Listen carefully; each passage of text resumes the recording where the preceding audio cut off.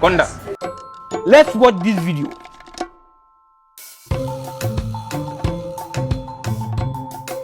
Konda, samani, naomba unishushe kituo cha mbele hapo.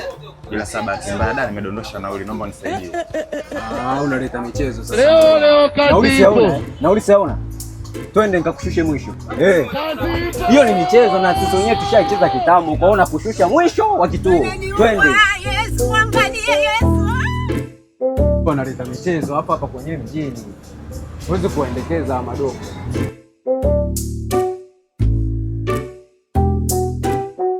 A few moments later.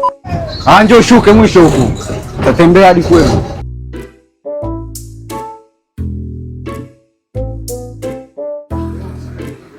Anko. Vipi bwana? Safi. Kwema. Pole sana. Asante. Umetumia ndio lakini? Nimetumia na nimefanikiwa kweli, sijatoa na wewe. Safi sana. Waona niingiza mjini uongo? Aujourd'hui aussi c'est. Oh Dubai. Daila. Mbona barangu? Hii ni maajabu. Karibu sana. Asante. Hapa ndo kwangu. Kwanza tumefika kwanza. Asante sana anko. Jisikie uko nyumbani bwana. Pole sana. Asante anko. Ngoja ndani uandae chakula kwanza, tupoze minyoo bwana. Afu anko unaniambia unajenga bwana. Hivi kweli alikuwa ananitania tu? Ni kweli najenga. Huko kujenga huko si gharama kubwa sana huko. Kujenga sio gharama sana.